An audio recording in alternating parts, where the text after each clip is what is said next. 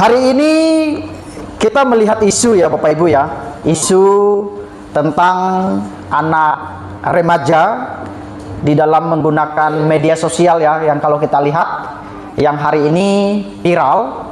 Nah, itu adalah isu-isu seputar tentang kehidupan pemuda remaja atau kehidupan orang-orang yang dalam tanda kutip ya, dalam tanda kutip mereka sebenarnya adalah orang-orang yang pernah dididik seperti itu ya, orang-orang yang pernah dididik, orang-orang yang tentunya sekolah, tapi mereka adalah orang-orang yang menggunakan media sosial itu tanpa kontrol, dalam arti sehingga menjerat mereka, sehingga mereka masuk ke dalam tindakan yang tidak berkenan baik di hadapan sesama umat manusia, khususnya Kabupaten Sambas, dan sesama orang-orang yang menyaksikan di dalam kehidupan ini. Nah, malam hari ini kita akan terus berbicara tentang isu ya, isu tentang iman kekristenan. Kemarin saya sudah berbicara tentang isu yang pertama. Nah, malam hari ini saya mengajak kita akan melihat lagi bagian yang kedua dengan tema yang sama, dengan isu yang kedua. Bapak Ibu, kita lihat Alkitab terdapat di dalam Kisah Rasul ya, Kisah Rasul. Silakan Bapak Ibu buka. Kisah Rasul pasal 17 ya. Pasal 17. Kisah Rasul pasal 17 ayat 16 sampai ayat yang ke-24 atau 25. Kita bertanggapan baca firman Tuhan ini supaya kita responsif Bapak Ibu. Saya coba nanti untuk 30 menit untuk menyampaikan firman Tuhan ini. Ayat 16 berkata demikian, perikop di atas adalah Paulus di Athena. Sementara Paulus menantikan mereka di Athena, sangat sedih hatinya karena ia melihat bahwa kota itu penuh dengan patung-patung berhala. Silakan.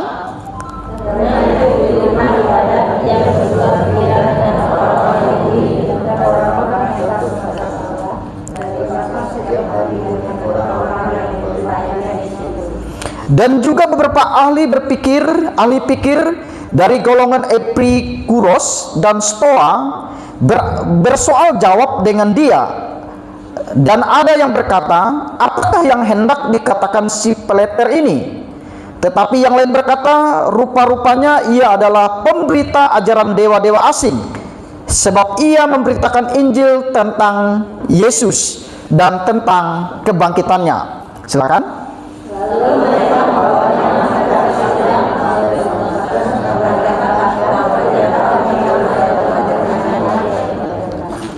Sebab engkau memperdengarkan kepada kami perkara-perkara yang aneh.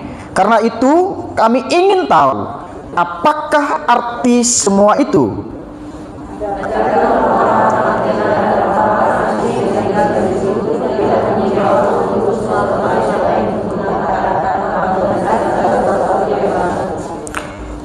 Paulus pergi berdiri di atas Areopagus dan berkata, hai orang-orang Athena, aku lihat bahwa dalam segala hal kamu sangat beribadah kepada dewa-dewa. Silakan.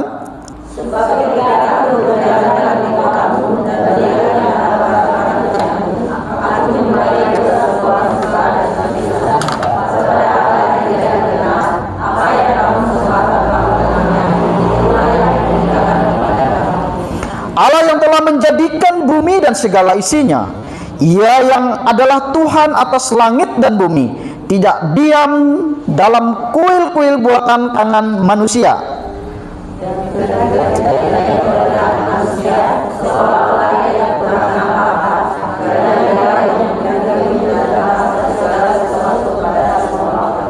Iya. Nah, Bapak Ibu, ketika kita melihat bagian firman Tuhan ini ya, di situ dikatakan bahwa Paulus itu berada di sebuah kota yang bernama Athena ya. Di situ dia menjumpai ada orang-orang Yahudi, ada orang Yunani. Bahkan di situ dikatakan ada orang beberapa orang ya yang disebutkan di situ Stoa, kemudian Epikuros. Kemudian ada banyak orang-orang di situ yang mereka itu nggak percaya adanya kebangkitan setelah kematian.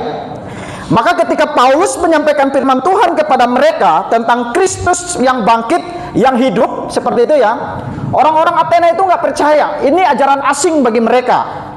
Nah, oleh sebab itu, kalau kita melihat di ayat yang ke-16, itu Paulus tuh sedih melihat kota itu. Di situ dia mengatakan sangat sedih hatinya karena ia melihat bahwa kota-kota itu penuh dengan patung-patung berhala. Kemudian dia diperhadapkan dengan beberapa orang di dalam sebuah pertemuan seperti itu. Di ayat yang ke-22 di situ dikatakan Paulus pergi berdiri di atas Areopagus dan berkata, "Hai orang-orang Athena, aku lihat bahwa dalam segala hal kamu sangat beribadah kepada dewa-dewa.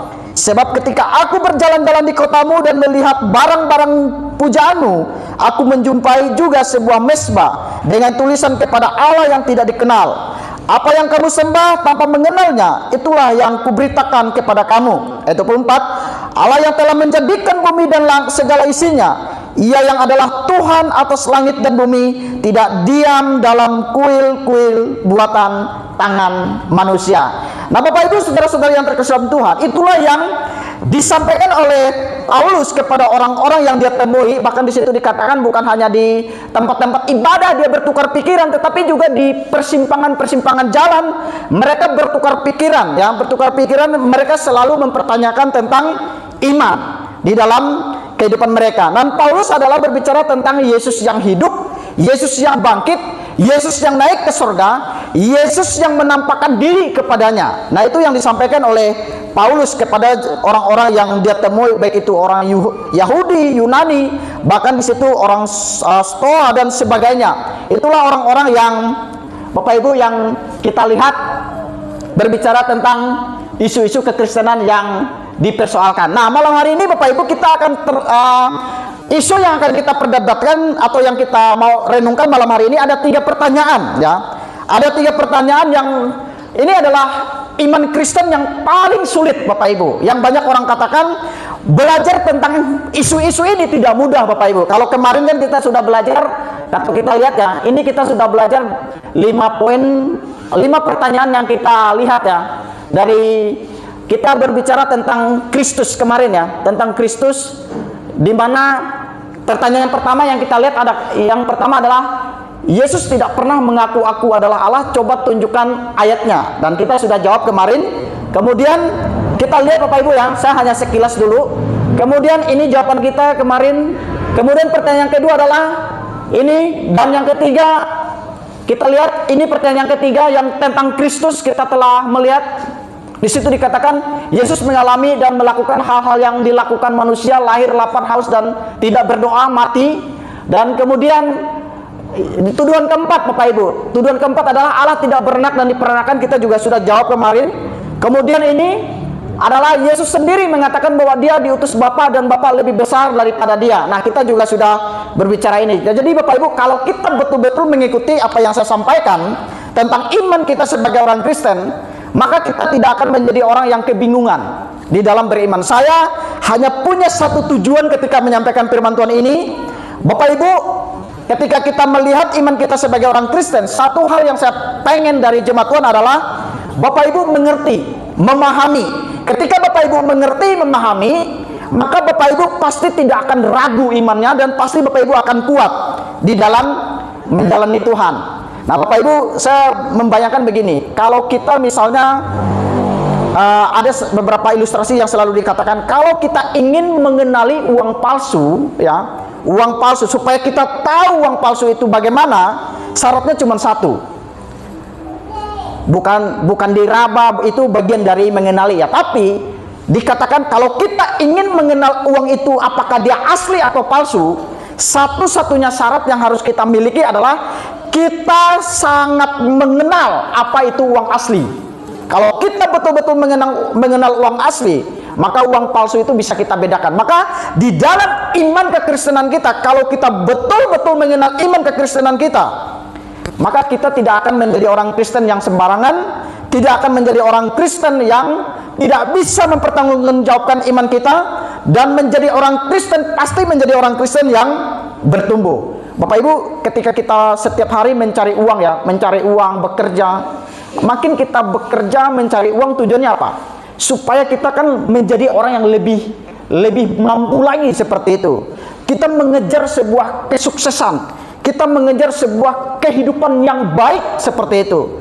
Tetapi kalau kita di dalam hidup ini hanya menjalani hidup ya biasa-biasa saja, ya yang penting makan, yang penting minum, tanpa perlu bekerja keras, tanpa perlu berusaha, maka hidup kita menjadi hidup yang biasa-biasa saja. Kita nggak punya kelebihan lain. Tapi kalau kita bekerja keras, kita mampu untuk mengatur keuangan kita, maka kita menjadi orang-orang yang kehidupan kita semakin hari semakin baik. Nah, demikian juga halnya kalau kita semakin mengenal iman kita sebagai orang Kristen, maka isu-isu yang bertebaran di luar sana, baik dengan media sosial, baik orang-orang agama-agama tetangga yang di sekitar kita yang mempertanyakan iman kita, maka kita akan bisa menjawab atau kita akan bisa untuk memberikan satu, mengapa saya menjadi orang Kristen dan mengapa saya harus memilih menjadi orang Kristen. Nah, di dalam bagian ini sekali lagi Bapak Ibu, saya mengajak kita masuk ke dalam isu ini ya. Isu ini adalah isu-isu terkini yang dipersoalkan iman Kristen yang kedua. Ada yang nanti Bapak Ibu, satu sudah, ini yang kedua, ini yang lebih berat. Kemudian nanti yang ketiga itu lumayan berat, dan yang keempat lagi, 4 tema kita akan bicarakan tentang isu-isu yang dipersoalkan tentang iman Kristen. Bapak Ibu, yang poin yang kedua ini saya harap Bapak Ibu bisa memperhatikan dengan baik ya. Sekali lagi bagi pemuda remaja, perhatikan baik-baik. Ini adalah sesuatu yang engkau harus miliki dalam hidupmu. Kemudian bagi yang jemaat yang sudah senior, kalau tidak bisa melihat tulisan yang saya tulis, Bapak Ibu bisa mendengar baik-baik. Tapi satu hal yang saya pengen kita semua ingat di dalam hidup kita, kita akan melihat perbedaan iman kita dengan orang-orang yang berkepercayaan lain. Nah, pertanyaan pertama Bapak Ibu yang akan kita lihat adalah ini ya. Kita berbicara tentang Tritunggal ya. Berbicara tentang satu, ini tuduhan banyak orang Bapak Ibu. Orang berkata begini, doktrin Tritunggal itu bertentangan dengan konsep keesaan Allah. Artinya bagi mereka, bagaimana mungkin orang Kristen itu mengatakan bahwa Allah itu esa, tapi kok ada Bapa, ada Anak, ada Roh Kudus. Nah, itu yang menjadi banyak pertanyaan orang Bapak Ibu. Maka sekali lagi, doktrin Tritunggal itu dipertentangkan dengan konsep keesaan Allah. Maka kita jawabnya begini Bapak Ibu. Saya ada beri jawaban. Yang pertama adalah Tritunggal itu bukan triteisme, artinya percaya kepada 3 Allah ya. Jadi sekali lagi, Tritunggal itu bukan percaya 3 Allah. Bapak Ibu perhatikan ya, konsentrasi ya. Tetapi orang Kristen itu percaya monoteisme. Monoteisme ini artinya percaya satu Tuhan yang esa. Sekali lagi Bapak Ibu, orang Kristen itu percaya monoteisme, bukan percaya triteisme, percaya 3 Allah. Kita percaya satu Allah ya, satu Allah ya. Kemudian kalau kita melihat di dalam kehidupan ini ya, baik orang ini, orang Yahudi, kepercayaan ini, mereka itu percaya bahwa satu itu, esa itu betul-betul mutlak Bapak Ibu. Jadi nggak ada di dalam esa itu ada kejamakan seperti itu, nggak ada bagi mereka. Jadi esa itu adalah satu, tunggal. Dan kita juga percaya bahwa Allah itu adalah satu ya. Kita nggak percaya 3 Allah, tetapi kita percaya satu Tuhan yang esa. Nah, tapi masalahnya Bapak Ibu, keesaan Allah yang kedua, perhatikan, keesaan Allah itu lawan dari politeisme. Politeisme itu artinya banyak Allah. Biasanya politeisme ini banyak Allah Bapak Ibu. Kalau Bapak Ibu mendengar agama Hindu ya, agama Hindu itu percaya kepada banyak dewa, banyak Allah Bapak Ibu. Dan mereka berjuta-juta seperti itu. Ada Allah ini, Allah itu, seperti itu. Tetapi kita adalah orang yang sekali lagi percaya bahwa hanya ada satu Allah atau satu Tuhan. Kita tidak berbicara tentang triteisme atau percaya 3 Allah, tetapi keesaan Allah itu lawan dari politeisme, banyak Allah. Kita itu lebih dari satu Tuhan atau dewa. Ini agama-agama yang tadi saya katakan adalah agama yang saya sebutkan. Nah, keesaan Allah itu bukan keesaan yang mutlak. Nah, ini bahasa Ibraninya Bapak Ibu ya, ehad. Ehad itu satu gabungan, bukan yahid ini. Kalau yahid ini mutlak satu, tapi kalau ehad ini satu gabungan. Nah Bapak Ibu, mungkin bahasa ini adalah bahasa yang baru Bapak Ibu dengar, tetapi kita kita selalu belajar dari agama Kristen itu, kita di dalam Alkitab ini, kan Alkitab ini ditulis dalam 3 bahasa, yaitu Ibrani, Yunani, dan Aramaik ya. Kalau misalnya kitab-kitab lain itu mereka hanya ditulis misalnya dalam 1 bahasa saja seperti itu, dan penulisnya mungkin 1 orang. Misalnya kalau agama kita yang tetangga ini kan, kalau tidak salah mereka tulis Alkitab itu, Alkitabnya mereka ya, agama kita yang agama tetangga yang sebelah itu kira-kira 100 tahun itu 1 orang penulis. Kemudian waktunya nggak panjang. Kalau kita Alkitab ini kita tulis 1500 tahun Bapak Ibu. Ditulis oleh 40 penulis dengan latar belakang yang berbeda, dengan pendidikan yang berbeda, bahkan dengan orang-orang yang hidup tidak sejaman pada waktu itu. Tetapi mereka adalah orang-orang yang menulis Alkitab ini di 8 tempat seperti itu ya, terdiri dari 3 bahasa. Maka saya mau katakan bahwa keesaan Allah itu bukan keesaan yang mutlak, ehad. Maka kalau di dalam perkawinan kan kita selalu mengatakan mereka bukan lagi 2 tapi 1. 1 dalam apa Bapak Ibu? 1 dalam ikatan nikah seperti itu. Jadi yang kita percaya adalah di dalam kekristenan itu adalah, sekali lagi, kita percaya Allah yang esa ya, ehad, tapi di dalam diri Allah itu ada 3 pribadi yang berbeda. Nanti Bapak Ibu kita akan semakin lebih mengenal ya. Bapak Ibu ikutin saja apa yang saya jelaskan. Nah kemudian yang keempat kita melihat Bapak Ibu begini, ada kejamakan tertentu dalam PL dan PB ya, yang menunjuk pada Allah. Maka misalnya begini Bapak Ibu, kalau misalnya Allah kita mutlak 1, Allah itu nggak mungkin berkata begini. Di ayat 26 Kejadian pasal 1, berfirmanlah Allah, baiklah kita, berarti jamak kan, kita berarti lebih dari 1, maka menjadikan manusia menurut gambar dan rupa kita supaya mereka berkuasa. Kemudian waktu peristiwa Menara Babel, kita juga bisa menyaksikan bahwa dikatakan begini ya, baiklah kita turun dan mengacau balaukan di sana bahasa mereka. Kembali lagi Bapak Ibu, ada kejamakan lagi.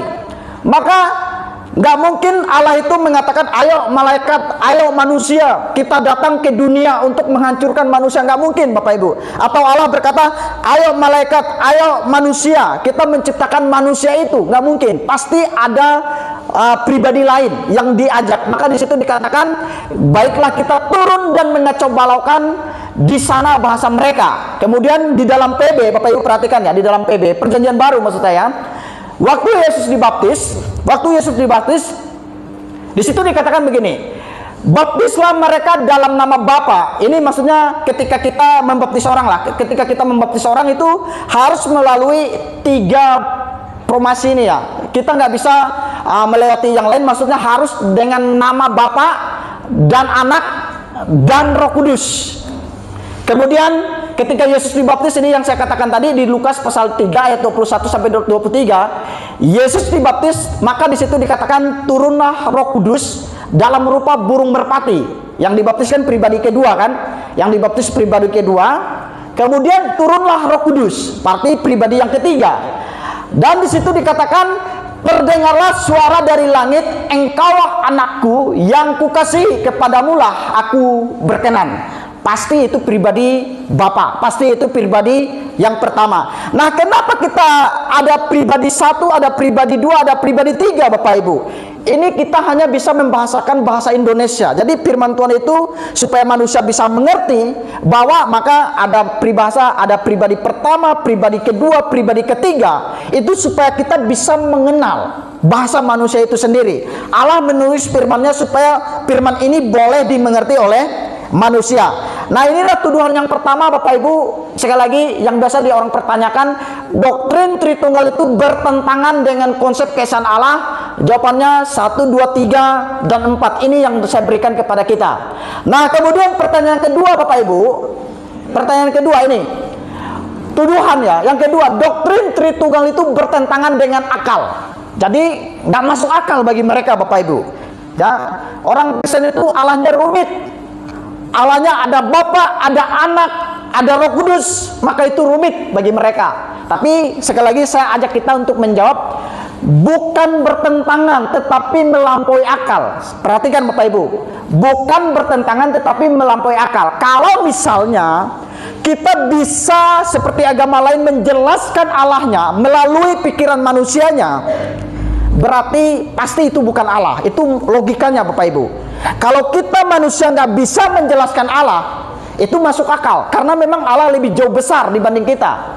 Tapi kalau misalnya ada banyak orang agama lain yang bisa menjelaskan Allahnya dari ini sampai ke ini, saya percaya itu bukan Allah.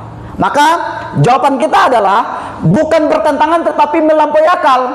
Tidak ada hukum logika yang dilanggar, karena 3 dan 1 itu mengacau pada 2 aspek. Perhatikan Bapak Ibu ya, 3 itu mengacau pada pribadi, dan 1 itu mengacau pada hakikat. Nah, hakikat ini bahasa Yunani, ini bahasa filsafat Bapak Ibu, yang diambil sebenarnya artinya itu adalah inti dari sesuatu itu.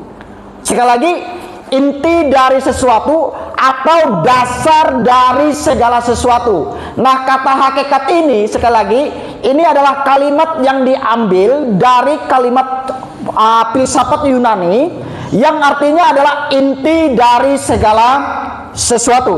Saya berharap jemaat bisa mengikuti ya, karena bagi saya ini adalah iman kita yang sangat penting. Kemudian yang ketiga adalah justru masuk akal untuk menjelaskan konsep kekekalan kasih Allah. Makanya begini Bapak Ibu pertanyaannya, sebelum alam diciptakan, sebelum manusia diciptakan, Allah mengasihi siapa? Kalau kita tanya agama lain, mereka nggak bisa jawab Allah mau ngasih siapa. Tapi kalau kita sebagai orang Kristen, sebelum manusia dicipta, sebelum Allah dicipta, alam dicipta, dan sebelum segala sesuatu isinya dicipta, maka Allah itu menerapkan kasih itu. Mereka mengasihi antara pribadi ini Bapak Ibu. Pribadi Bapa mengasihi pribadi anak, pribadi anak mengasihi pribadi Roh Kudus, dan itu sebaliknya. Kalau kita tanya agama lain, mereka nggak bisa jawab. Maka nggak masuk akal mereka bisa mengatakan Allah itu kasih, Allah itu maha baik, Allah itu penyayang. Kita nggak temukan Allah apa, perbuatan apa yang Allah mereka buat seperti itu, yang bisa membuktikan Allah mereka adalah kasih.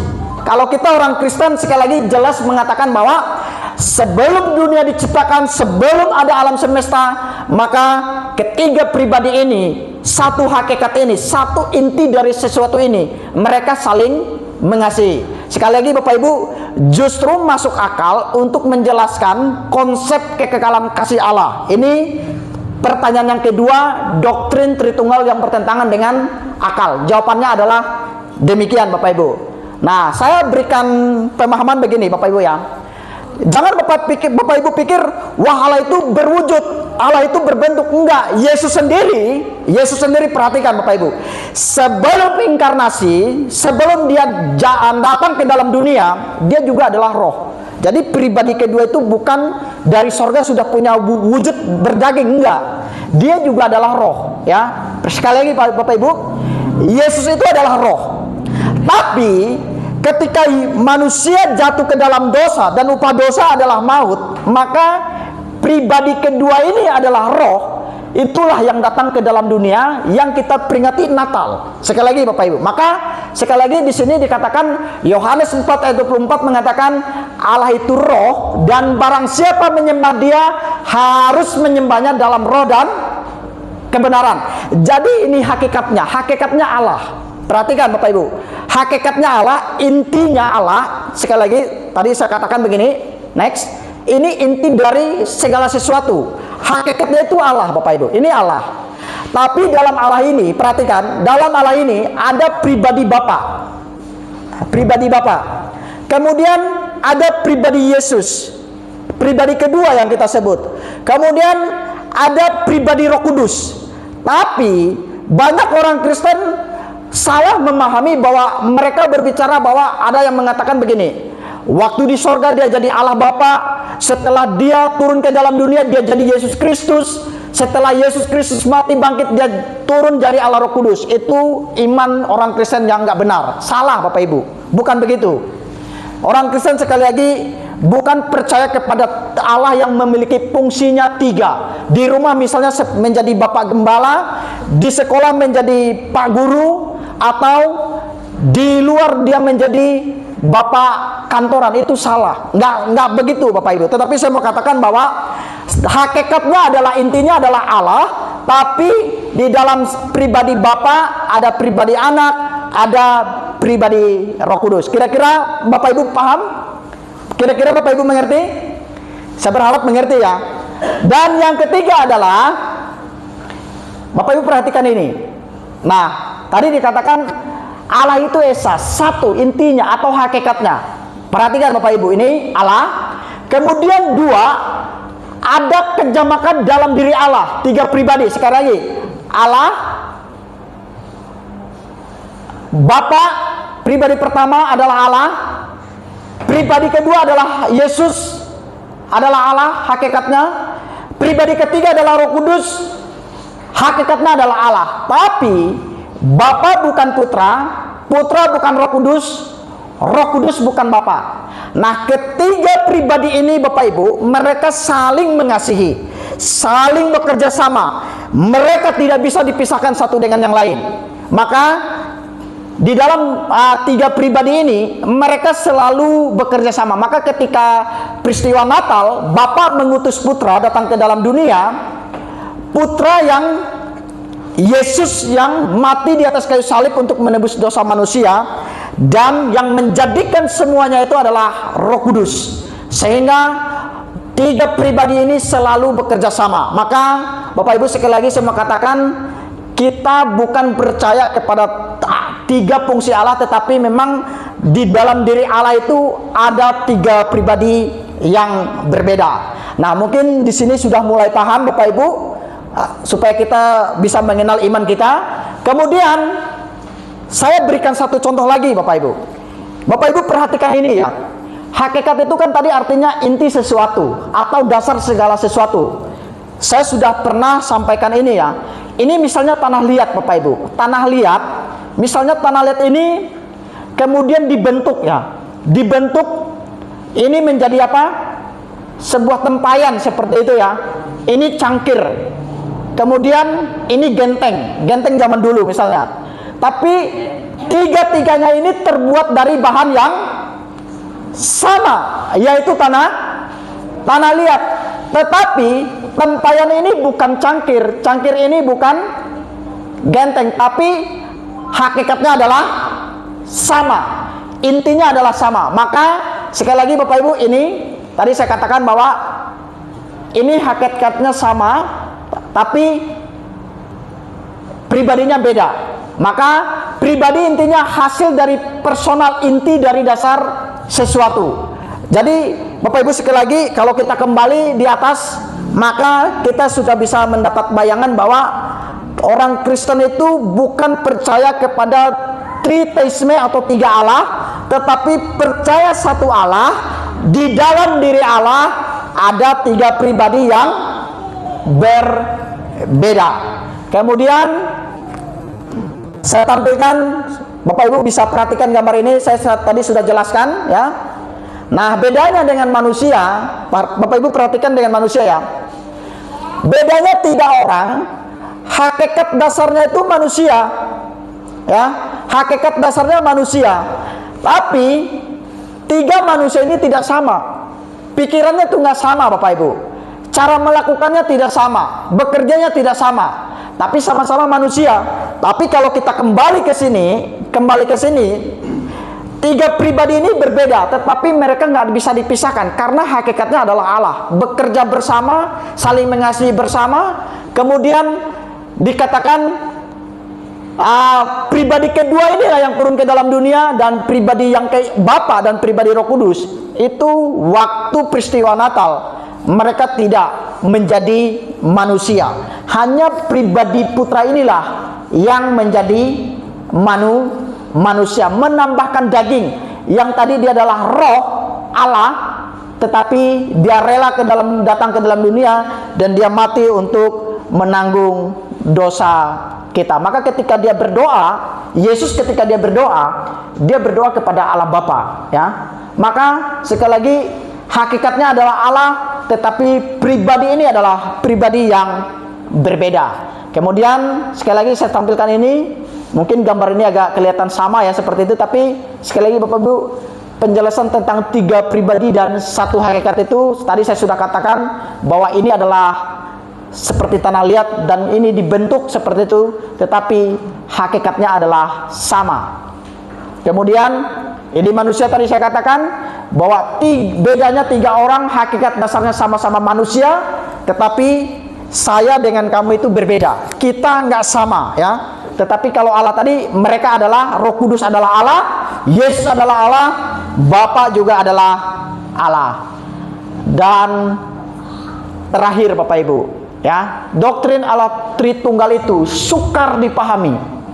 Bapak Ibu perhatikan ya, orang mengatakan begini, doktrin Allah Tritunggal itu sukar dipahami. Jawabannya begini Bapak Ibu, Allah itu memang sukar dipahami, justru masuk akal. Tadi saya sudah singgung ya. Maka di dalam Ayub pasal 11 ayat 9 dikatakan, dapatkah engkau memahami hakikat Allah, menyelami batas-batas kekuasaan yang maha kuasa? Tingginya seperti langit, apa yang dapat kau lakukan? Dalamnya melebihi dunia orang mati, apa yang dapat kau ketahui? Lebih panjang daripada bumi, ukurannya, dan lebih luas daripada samudra. Kalau ada agama lain yang mampu menjelaskan Allahnya, saya percaya sekali lagi Bapak Ibu, itu nggak masuk akal. Allah itu nggak mungkin bisa dijelaskan. Tadi saya katakan bahwa walaupun ilustrasi yang saya sampaikan tadi, misalnya dari tanah liat jadi tempayan, kemudian jadi cangkir, jadi benteng, itu pun nggak bisa sempurna menjelaskannya. Tapi kita hanya bisa mengetahui sebatas yang Alkitab katakan. Kemudian Ayub pasal 36 ayat 26, sesungguhnya Allah itu besar, tidak tercapai oleh pengetahuan kita. Jumlah tahunnya tidak dapat diselidiki.